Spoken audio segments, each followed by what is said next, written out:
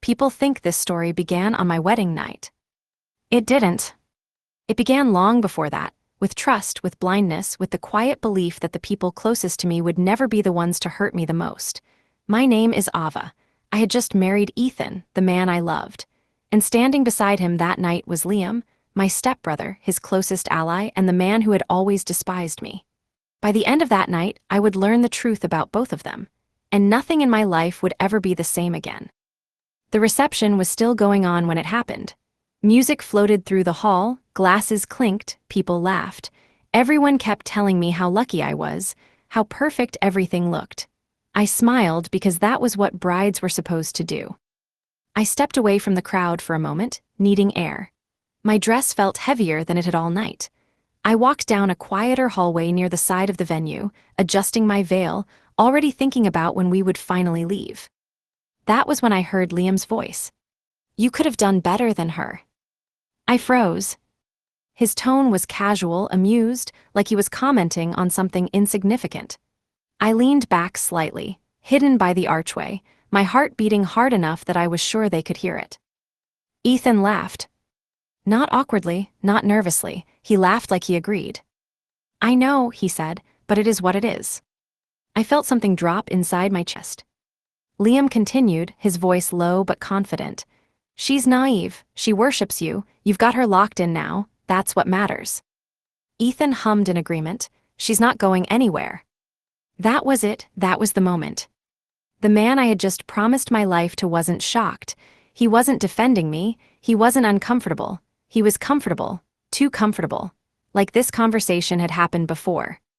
I stood there, bouquet trembling in my hands, every word burning into my mind.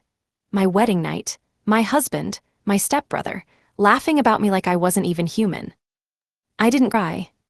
I didn't walk in and confront them. I didn't make a scene. Instead, I listened. Liam laughed again. "You played it smart, she thinks you're her whole world." Ethan replied, calm and certain, "She is easy, always has been." Something inside me snapped, not loudly, not dramatically, but completely. They thought I was weak, they thought I was trapped, they thought I had no idea who they really were. They were wrong. I stepped back quietly, making sure my heels didn't make a sound, and returned to the ballroom. I smiled at guests. I danced, I laughed. I let Ethan kiss my cheek and call me his beautiful wife. He had no idea I had already left him, mentally, emotionally, right there in that hallway. When we finally walked out together, his hand was warm in mine. Mine was steady, calm, cold. That night, I stopped being the woman they underestimated. And they didn't even notice. That night, I lay beside a man I no longer recognized. Ethan was relaxed, almost cheerful, like nothing unusual had happened. He moved through the hotel suite like this was the beginning of a perfect life. He loosened his tie, poured champagne, talked about our honeymoon plans, beaches, resorts, forever. I listened and responded at the right moments, nodding, smiling, saying just enough to sound normal. Inside, I was completely still. When he touched my hand, I didn't pull away. When he kissed my forehead, I let him. I needed him to believe I was exactly who he thought I was, the trusting wife. The woman who adored him, the woman who didn't hear anything. He didn't notice the change. That was the first thing I understood very clearly. Ethan never really looked at me. He saw what he expected to see. We talked until he grew tired. He lay down beside me, his back turned, his breathing steady within minutes. He slept easily. I didn't close my eyes once. I stared at the ceiling, replaying every word from that hallway. Not just what they said, but how they said it. The confidence. The certainty. They weren't worried about me finding out. They weren't worried about consequences. That meant this wasn't a mistake. It was a pattern. Sometime after midnight, Ethan shifted closer and murmured my name in his sleep. The sound made my stomach tighten, not with sadness, but with clarity. I wasn't heartbroken. I was alert. I got out of bed quietly and went to the bathroom, locking the door behind me. I looked at myself in the mirror. Same face, same woman, but something fundamental had changed. The trust was gone, and once trust disappears, everything else becomes simple. I sat on the edge of the tub and thought. Confronting him would do nothing. Crying would do nothing. Leaving immediately would give them what they expected, me broken, emotional, predictable. I wasn't going to be any of those things. I returned to bed and lay there until morning, my mind moving faster than the city outside the window. I thought about Ethan's habits, his carelessness, his confidence. I thought about Liam's arrogance and how much he enjoyed control. Most importantly, I thought about how little they suspected me. That was my advantage. Just before dawn, Ethan stirred. He reached for me, half asleep, pulling me close. I stayed still, letting him believe this was still his reality. When he whispered, "I love you," I didn't answer. By the time the sun rose, my decision was already made. I wasn't going to leave yet. I wasn't going to expose them yet. I wasn't going to change, at least not on the surface. I would stay. I would watch. And I would let them destroy themselves, without realizing I was the one guiding it. Ethan thought he had secured me for life that night.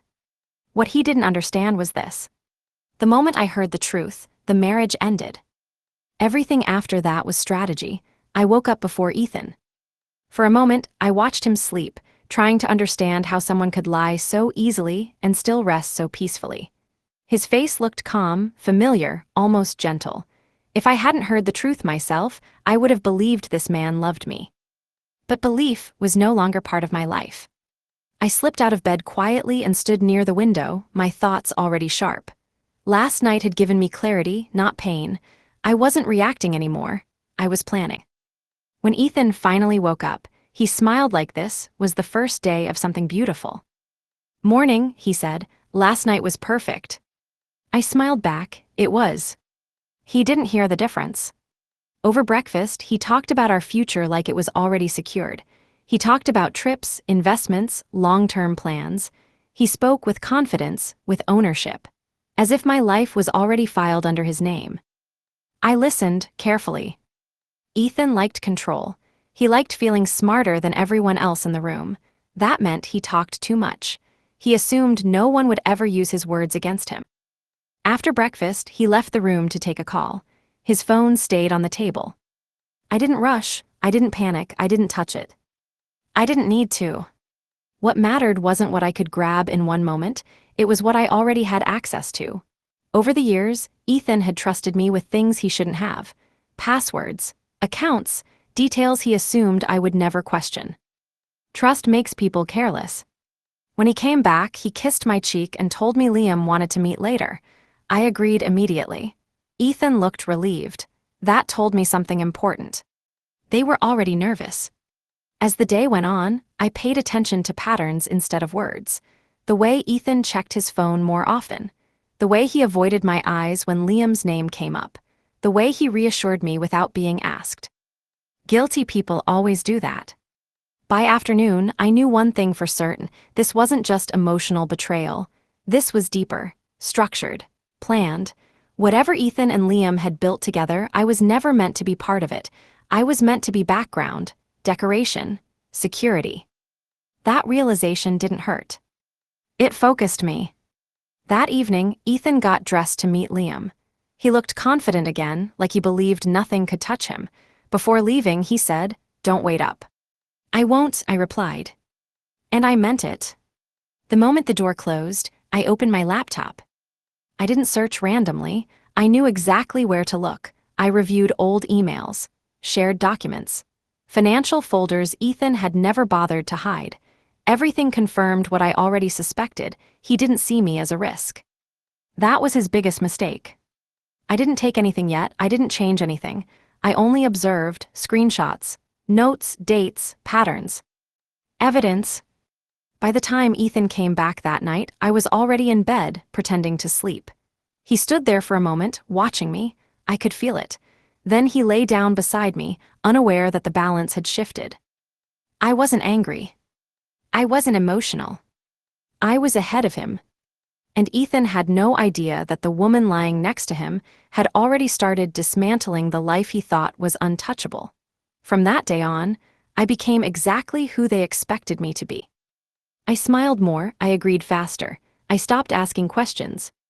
Ethan noticed the change and liked it. He thought marriage had finally settled me into place.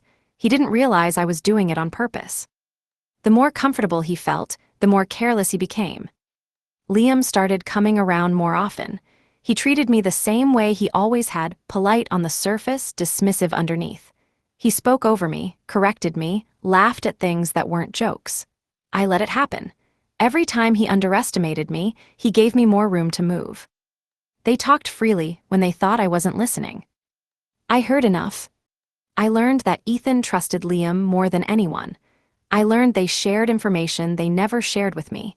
I learned they had secrets tied together, not just emotionally, but financially. Whatever one of them risked, the other was already involved. That made things easier. One evening, we had dinner together. Ethan drank more than usual. Liam was relaxed, confident again. They joked about work, about people they had outsmarted, about how everything always worked out for them. At one point, Liam looked at me and smiled. "You're quiet lately." I smiled back, just happy. Ethan squeezed my hand. "She finally understands how things are." That sentence told me everything. They didn't see me as a person who could act. They saw me as someone who had accepted her role. That belief made them reckless. Later that night, Ethan fell asleep on the couch. His phone buzzed. I didn't pick it up. I didn't need to anymore. I already knew where the cracks were.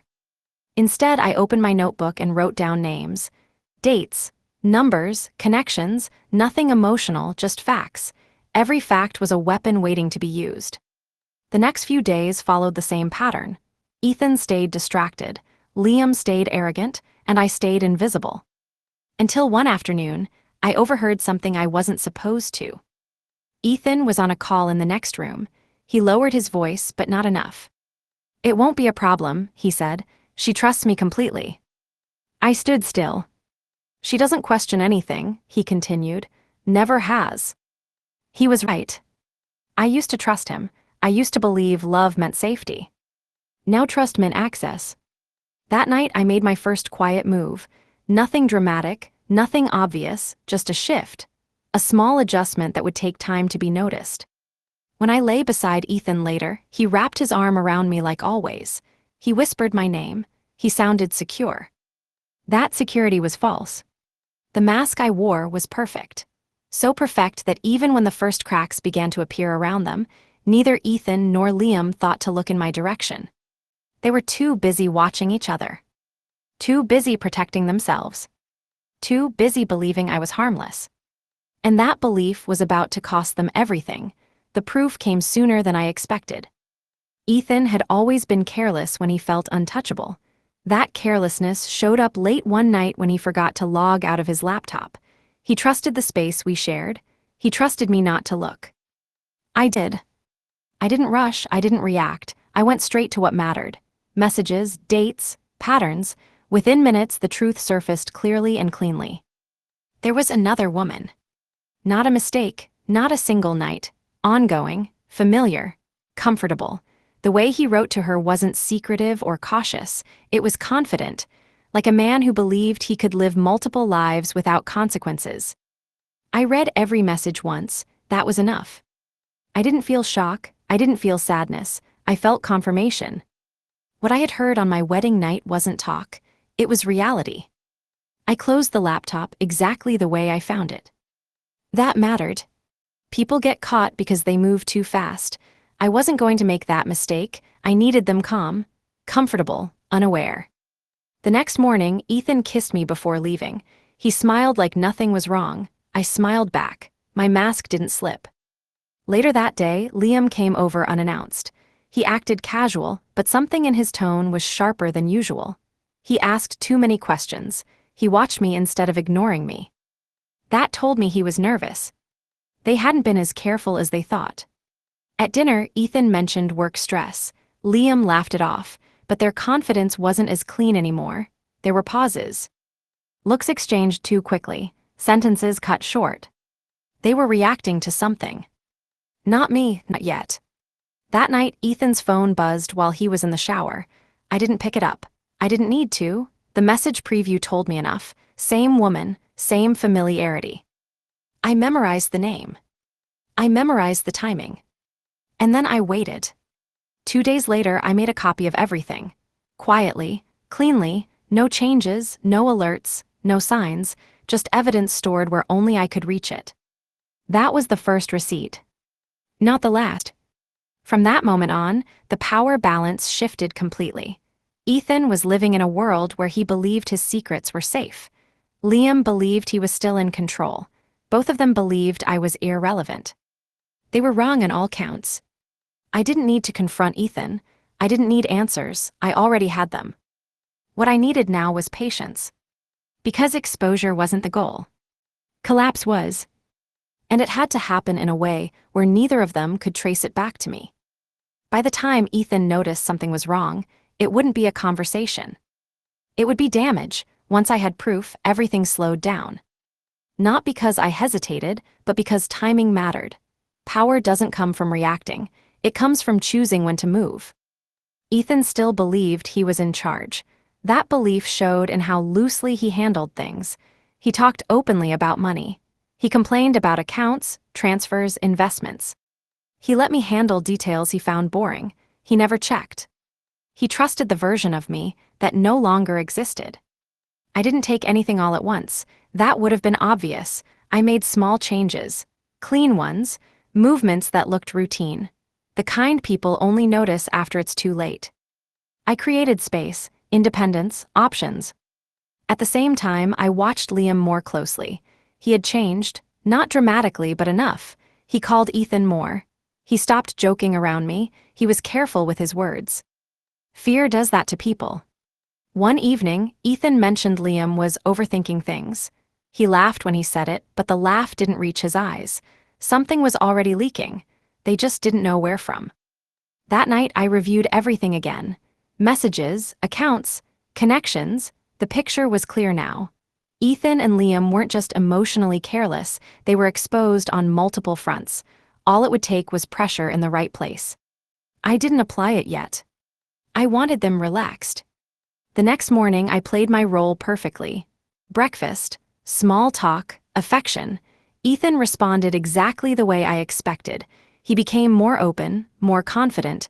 He mistook compliance for loyalty. That mistake widened the gap. By the end of the week, I had secured what I needed. No drama, no signs, just control.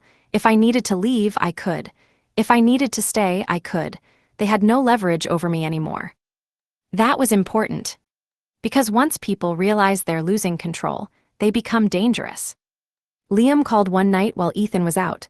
I answered calmly. He asked casual questions, too casual. He was checking my tone, my reactions. I gave him nothing.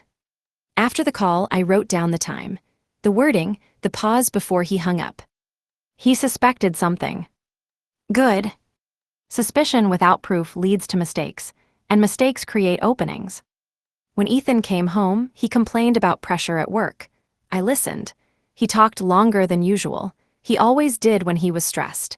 That night, he mentioned names he shouldn't have, numbers he thought meant nothing to me. They meant everything. When he fell asleep, I didn't move. I didn't check anything. I didn't need to. I was already ahead. The foundation beneath them wasn't cracking loudly yet. It was shifting quietly. And when it finally gave way, it would collapse all at once. They still believed I was the safest thing in their lives. They had no idea I was the most dangerous. The shift happened quietly. Ethan started watching Liam more than usual. Liam started questioning Ethan's decisions. Small disagreements surfaced, nothing obvious, but enough to change the rhythm between them. I didn't cause the tension directly. I only nudged it. One night, Ethan complained about Liam being careless. The next day, Liam accused Ethan of hiding things. Neither of them realized the source of their doubt wasn't each other. It was the space I was creating between them. I listened more than I spoke. Liam began calling at odd hours. He asked indirect questions about Ethan's schedule, about finances, about conversations that never happened. I answered calmly every time. Short responses, no emotion. That unsettled him. Ethan noticed. "You and Liam talk a lot," he said one evening. I smiled. He calls, I answer. That was enough to plant the thought. A few days later, Ethan mentioned Liam had been asking strange questions. He laughed while saying it, but his body didn't match the tone. He was alert now, defensive. That's when I made my move. I didn't send messages, I didn't leak proof, I only repeated things. Carefully, out of context. A comment here, a concern there, nothing accusatory, just enough to make each of them feel the other was hiding something. Liam reacted first. He confronted Ethan. I wasn't in the room, but I heard the tension in their voices through the door. Short sentences, raised tones, silence between words. When Liam left, he didn't say goodbye to me. That was new. Ethan came to me afterward, pretending nothing happened. He talked too much, explained too much. He wanted reassurance. I gave it to him. The next week, their partnership started slipping. Missed calls, delayed responses, meetings canceled. Each of them thought the other was losing control. Neither of them thought it was me. I made sure of that. One night, Ethan asked if I trusted Liam. I didn't answer immediately. I let the silence do the work. Of course, I said finally. Why wouldn't I? He nodded, but the question had already betrayed him. Trust was gone. From that point on, every disagreement grew faster. Every delay felt intentional. Every mistake felt personal. They stopped sharing information the way they used to. That was critical. Because once allies stop communicating, collapse becomes inevitable. I didn't need to push anymore, I just watched. Liam grew reckless. Ethan grew paranoid. Both of them grew isolated, and isolation makes people predictable. One evening, Ethan accused Liam of leaking information. Liam denied it aggressively. Ethan didn't believe him. Liam noticed. That night, Liam called me again. His tone was sharper, defensive. You've noticed Ethan acting strange, right?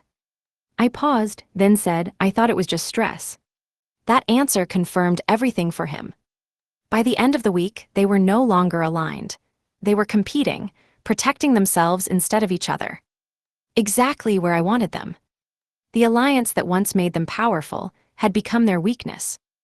And now, all it needed was pressure. I didn't release everything. I released just enough. It wasn't public, not yet. It moved quietly through the right channels. A document sent anonymously. A message forwarded without explanation. No names highlighted. No accusations stated clearly. Just information placed where it didn't belong. That was enough to start panic. Ethan noticed it first. He didn't tell me immediately. That was how I knew it was serious. When he finally did, he tried to sound casual. Something strange is going around at work, he said.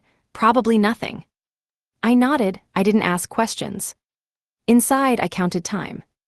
Liam reacted differently. He didn't hide it. He called Ethan repeatedly. He left voicemails. He showed up unannounced. His control was slipping, and when Liam lost control, he became loud. They argued again. This time, I heard my name. Did you tell her anything? Liam asked. Ethan denied it too quickly. That hesitation mattered. From that moment on, they stopped trusting each other completely. Every move felt like betrayal. Every silence felt deliberate. They weren't working together anymore. They were watching each other. The leak did exactly what it was meant to do. I stayed invisible. When Ethan came home that night, he was tense. His confidence had cracks now. He watched me more closely, asked questions he never used to ask, checked my reactions. I gave him nothing. 2 days later, the pressure increased. Another message surfaced. Another document appeared in the wrong place. Still no names, still no direct blame, just enough detail to force internal questions. Ethan started making calls late at night. Liam stopped answering some of them. That separation was irreversible. Then something unexpected happened. Liam panicked. He made a mistake. He accused the wrong person. And in doing so, he exposed himself. By the time Ethan realized Liam's version of the story didn't line up, it was too late. Doubt had replaced loyalty. Self-preservation replaced strategy. They were no longer united. They were vulnerable. That night, Ethan asked me directly if I knew anything. I looked at him and answered calmly. About what? He stared at me for a long moment. He wanted to believe me. He needed to believe me. He did. That was the moment I knew I still controlled the narrative. The leak had done its job, not by destroying them outright, but by forcing them into fear. And fear always leads to mistakes. The next phase wouldn't be quiet. It would be personal. Ethan changed after the leak. He became careful with his words, careful with his movements. He stopped assuming I wasn't paying attention.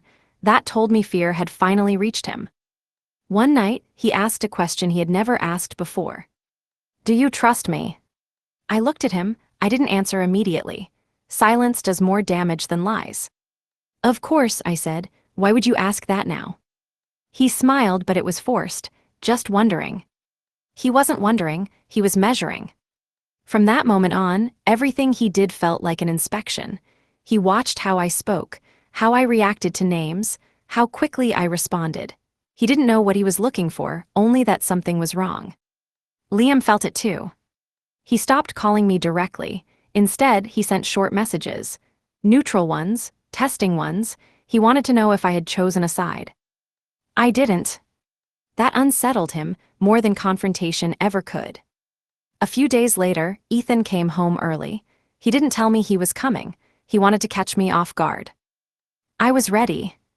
He asked about my day, about who I spoke to, about whether anyone had contacted me recently. He framed everything like concern. I answered calmly, truthfully, selectively. Nothing he could use. That night he didn't sleep much. I could feel it. He kept shifting, checking his phone, replaying conversations in his head. People who live on deception panic when control slips. The next morning he confronted Liam. I wasn't there, but I knew how it went. Liam denied everything. Ethan didn't believe him. Voices rose, accusations sharpened. When Ethan returned, his expression was tight. He didn't say much. He didn't need to. Later that evening, Liam showed up. Uninvited. He stood in the doorway too long. His eyes moved too fast. He asked casual questions that weren't casual at all. "You've noticed Ethan acting strange, right?" he said.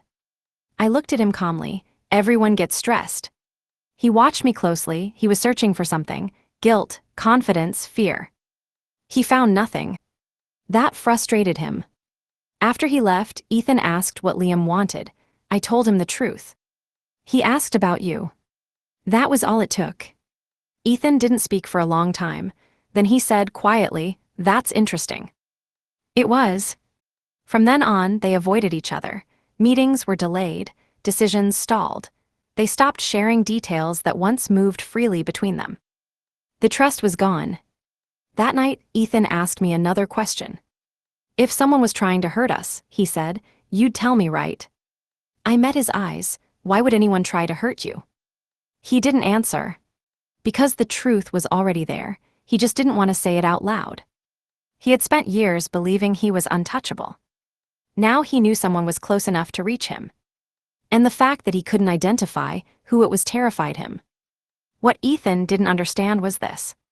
The danger wasn't coming. It was already inside his life. I didn't need to search anymore. The proof found me. Ethan slipped up late one night when he thought I was asleep. His phone lit up. He turned away from me, but not fast enough. I saw the name, the same one I had memorized earlier. This time, I didn't just observe. The next morning, when he left in a rush, I opened his laptop and went straight to what mattered. There was no hesitation now. I already knew what I would find. The messages were recent, familiar, intimate, not hidden, not careful. He hadn't expected consequences yet. Plans, meetings, lies layered so casually that they blended into his daily routine. He wasn't just cheating, he was living a second life. I documented everything once, clean, silent, nothing disturbed. Then I closed the laptop. The timing was important. This wasn't something to release publicly. Not yet. This was leverage, personal, targeted. Ethan came home acting normal. He joked. He touched my hand. He spoke about the future like it was still his. I let him. That night, I sent the evidence to one person. Liam. No message, no explanation, just proof. I didn't need to say anything. Liam would understand immediately what it meant.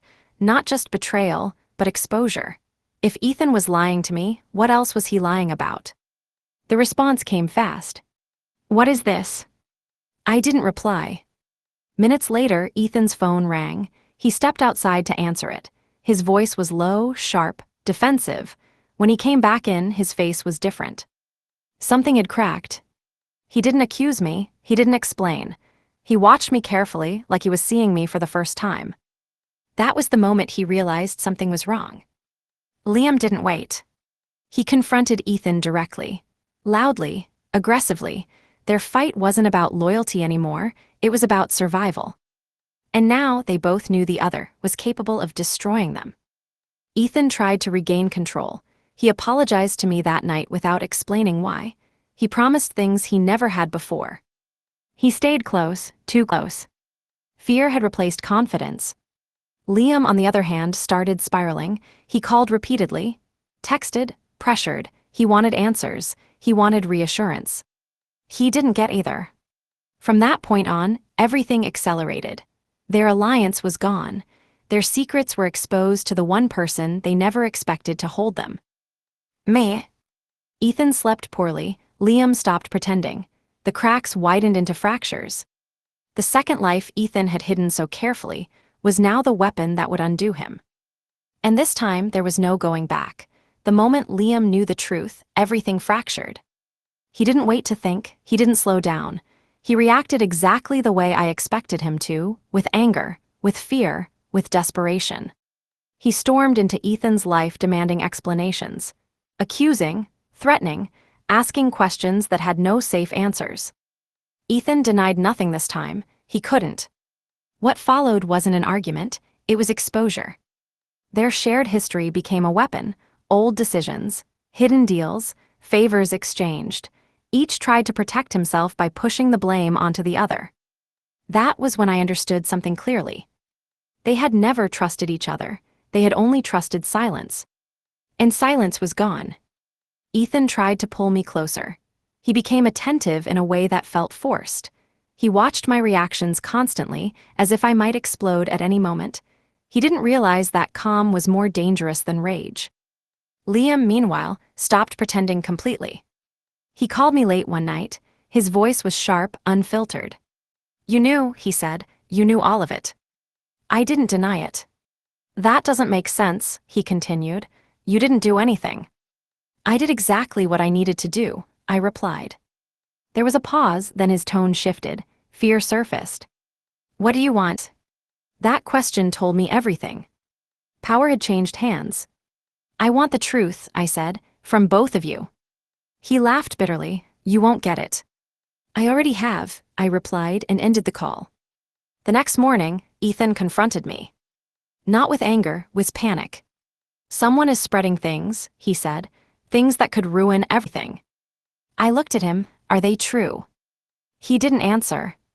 That silence confirmed everything. From that point on, the collapse accelerated. Meetings were canceled. Phones rang without answers. People started distancing themselves. Liam blamed Ethan publicly. Ethan blamed Liam privately.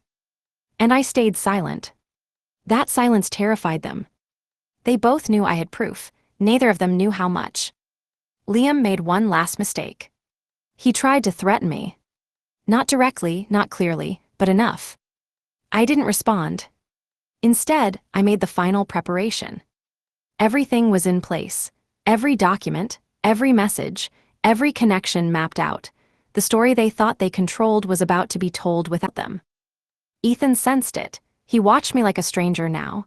He asked questions and regretted them immediately. "You wouldn't do this to me," he said once. I looked at him calmly. "You already did this to yourself." That was the moment he understood. This wasn't revenge. This was consequence. The fallout didn't begin loudly. It began with silence. Calls went unanswered. Meetings were postponed. People who once rushed to return messages suddenly became unavailable. Ethan noticed first. He pretended not to, but his behavior changed. He checked his phone constantly. He refreshed emails over and over. Liam reacted worse. He lashed out at everyone. He accused people openly. He demanded loyalty that no longer existed. The more pressure he felt, the more reckless he became. That recklessness did the damage I didn't have to. The first public crack appeared in the form of questions.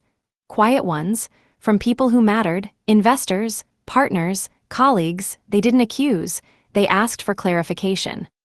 Clarification Ethan couldn't give. He came home late that night. His face was tight, his voice strained.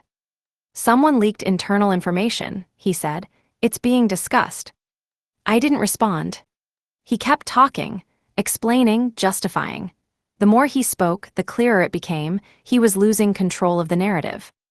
The next morning, the story spread wider. Not headlines, not yet, just whispers. But whispers are dangerous because they force people to investigate on their own, and once people start looking, they don't stop. Liam panicked publicly. He sent messages he shouldn't have. He blamed Ethan in group conversations. He denied things that hadn't even been mentioned yet. Every response made him look guiltier. Ethan tried to contain it. He failed. By the end of the week, meetings were canceled indefinitely. Accounts were frozen for review. Advisors stepped back. No one wanted to be associated with uncertainty. That was when the article appeared. No accusations, no dramatic language, just facts, numbers, connections, timelines that didn't align. Names were mentioned carefully. Enough to destroy trust. Ethan read it in silence. He didn't yell. He didn't argue. He just sat there, staring at the screen, understanding that this wasn't something he could talk his way out of. Liam called him immediately. They fought, loudly, bitterly. Years of alliance collapsed into blame. Each accused the other of betrayal. Neither mentioned me. That was the most important part. The next article came faster. This one reached further, more detail, more scrutiny. The situation escalated from concern to investigation. Ethan finally looked at me differently, not with love, not with anger. With fear. "Did you do this?" he asked quietly. I met his eyes. "Do you really think I had to?" That answer broke something in him. Because he understood then that even if I hadn't pushed everything, I had allowed it. I had watched. I had waited, and I hadn't warned him. By the end of the day, Liam's name was everywhere. Ethan's followed closely behind. Their empire wasn't burning. It was collapsing inward. And there was nothing they could do to stop it. Ethan stopped pretending. The confidence he once carried was gone.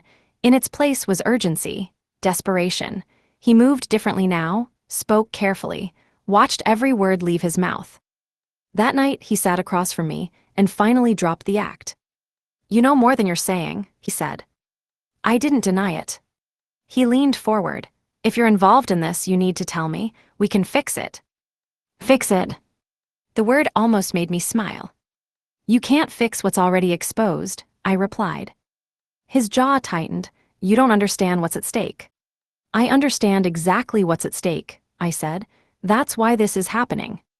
He stared at me like he was trying to recognize a stranger. "I protected you," he said. "Everything I did was for us." That lie didn't deserve a response. The next day, Liam called me again. This time, he didn't hide his panic. "They're turning on me," he said. "People are backing away. You know something. I need you to tell me what's coming." I stayed silent long enough to make him uncomfortable. "You should have been careful," I said finally. That was all. Ethan tried a different approach. He apologized. Not clearly, not fully, but enough to test whether guilt would move me. "I never meant to hurt you," he said. "Things just got complicated." "They didn't get complicated," I replied. "They got exposed." That night, he asked the question that told me everything had already ended. "Are you trying to destroy me?" I met his eyes. "You destroyed yourself." The realization hit him slowly. He had always believed I needed him, that I would stay no matter what. That belief had shaped every choice he made. Now it was gone. Liam spiraled faster. He tried to shift blame publicly. He tried to control the narrative privately. Both failed. The more he spoke, the worse it got. Ethan watched it all unfold and understood what it meant. There was no recovery. He tried one last time to reach me emotionally. "We can start over," he said. "Leave everything behind." I shook my head. "You already left." That was the moment he understood there was nothing left to negotiate. The next morning, legal notices started arriving. Audits, reviews, investigations. Each one tightened the pressure.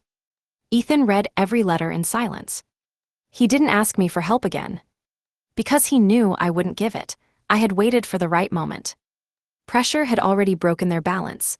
Panic had replaced planning. Now all that remained was timing. I released everything at once. Not anonymously this time, not quietly.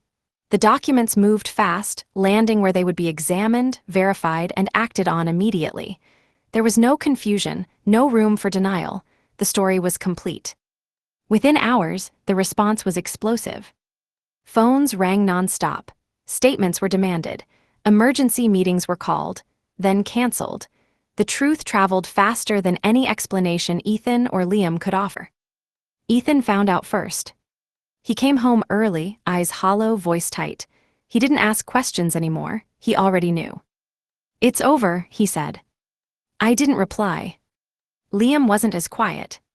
He called repeatedly, texted, left messages filled with anger and fear.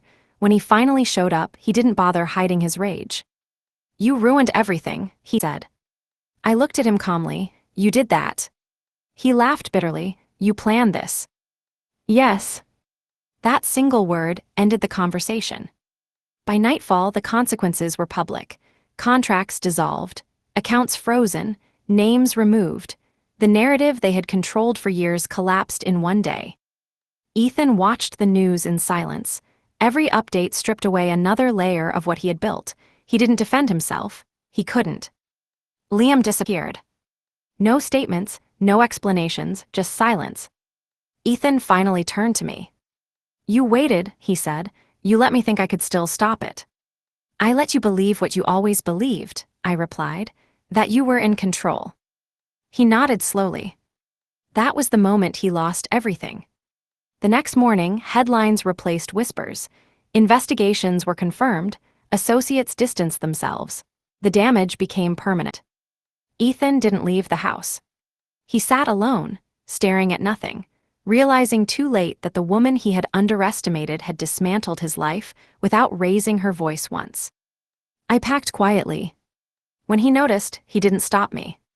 He knew better. This wasn't an ending. It was the point of no return. The collapse was complete. What Ethan and Liam had built didn't unravel slowly anymore. It fell in visible stages. Partners issued statements distancing themselves. Accounts were locked, access revoked, doors that once opened instantly stayed closed. Ethan received the calls one by one. Each ended the same way, short, final, polite, no second chances. Liam resurfaced briefly, not to defend himself, but to shift blame. He accused Ethan publicly, released statements that contradicted earlier ones. Each attempt made the situation worse. Every contradiction became proof. Investigators didn't need persuasion. The trail was already laid out. Ethan tried once to speak for himself. The interview lasted minutes. His answers were careful, too careful. He said nothing wrong and everything wrong at the same time. After that, no one asked him to speak again.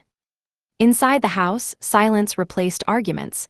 There was nothing left to fight over, no control to regain, no image to protect. Ethan stopped checking his phone. Liam vanished completely. I watched from a distance as the final consequences landed.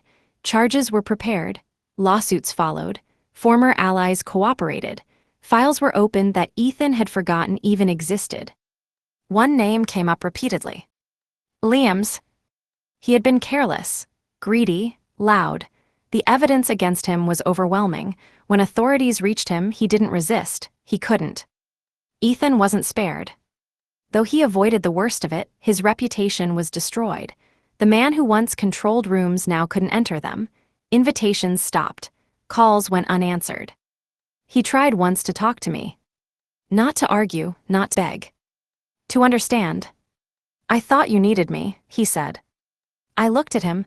"I never needed you, I trusted you." He nodded slowly. That was worse for him than anger would have been. The news cycle moved on quickly. Scandal has a short lifespan, consequences don't. Ethan lost everything that mattered to him: power, respect, certainty. Liam lost more.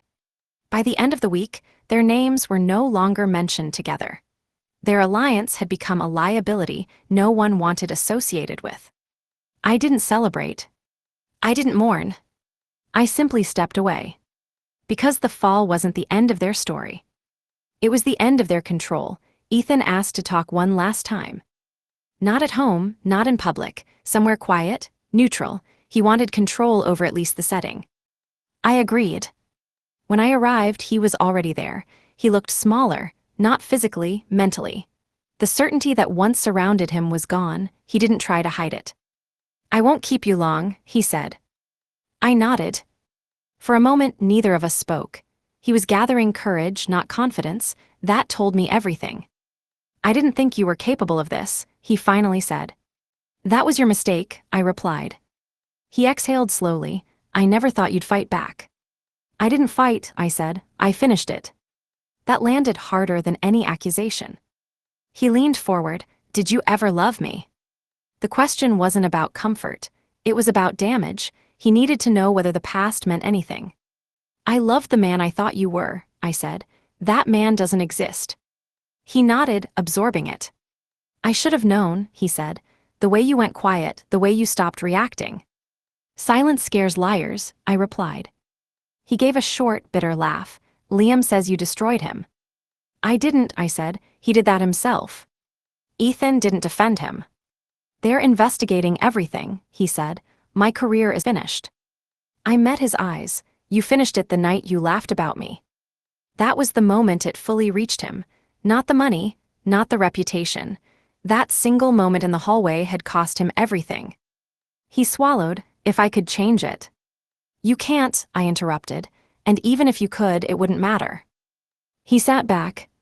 Is this what you wanted? He asked. No, I said, this is what happened. He studied me carefully. You're not angry. I don't need to be, I replied. That answer ended the conversation.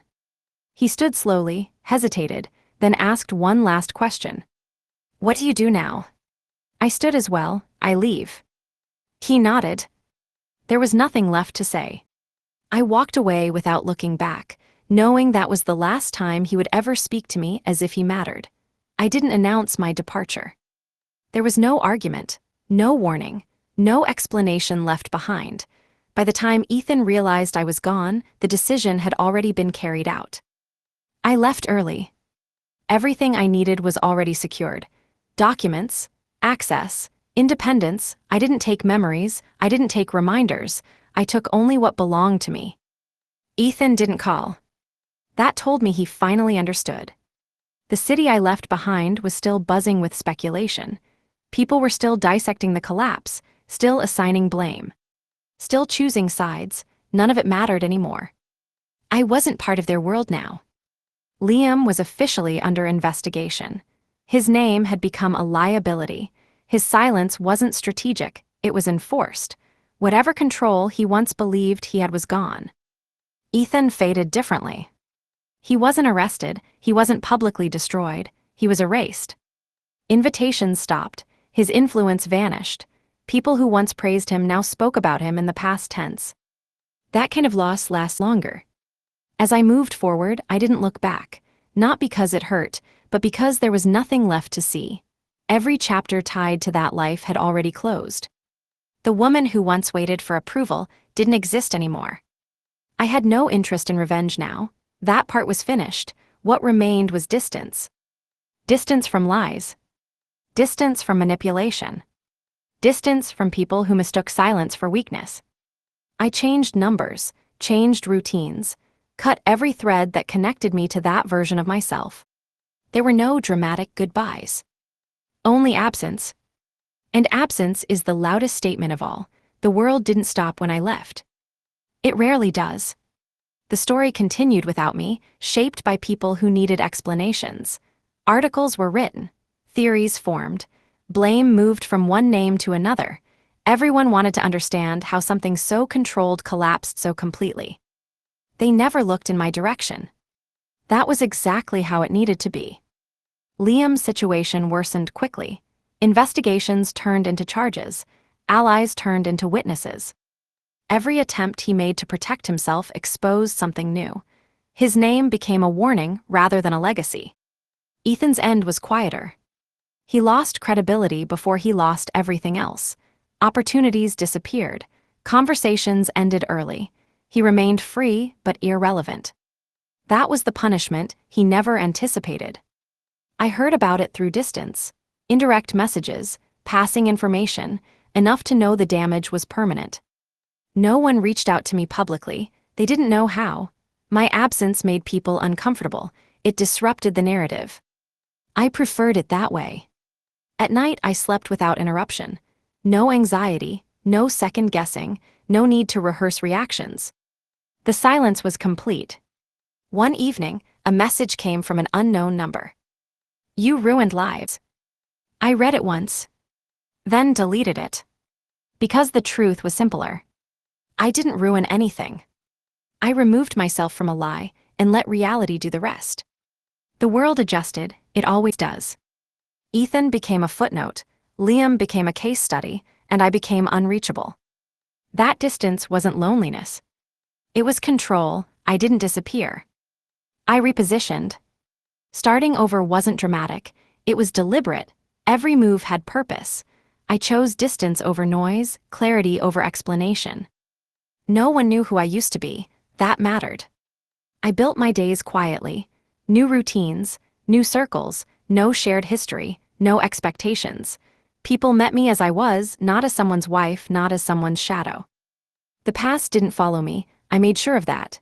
Occasionally, fragments reached me, a name mentioned in passing, a headline scrolling by. Ethan's world continued shrinking. Liam's consequences became permanent. Their lives moved in directions they couldn't control. Mine finally did. I didn't feel victory, I felt alignment. Everything made sense now. Every choice, every silence, every delay had led here. Freedom isn't loud, it's precise. I stopped checking updates. I didn't need confirmation anymore.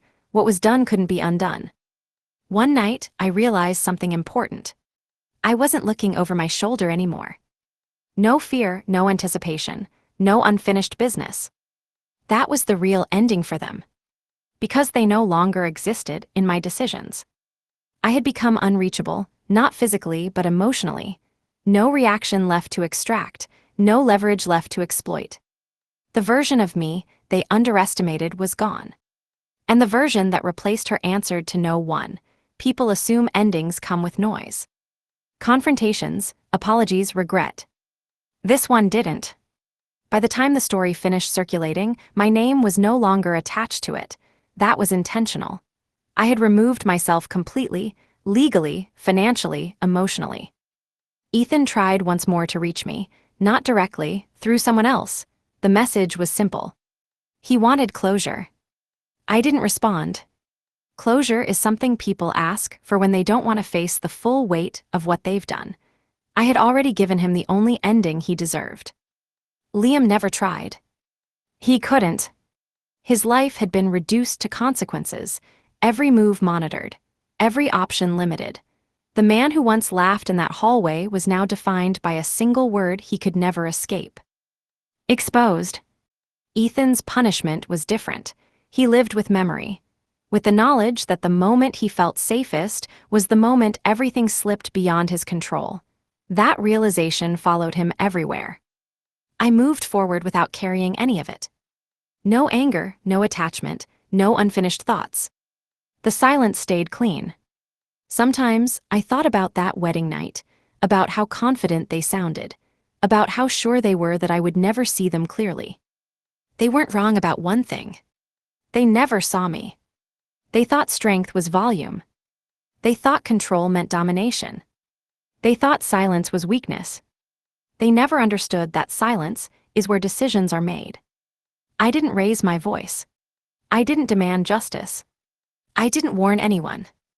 I simply waited. And when I moved, it was final.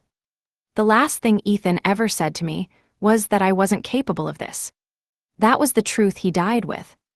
Because the only mistake they ever made was choosing the wrong woman to underestimate. And by the time they realized it, the story was already over.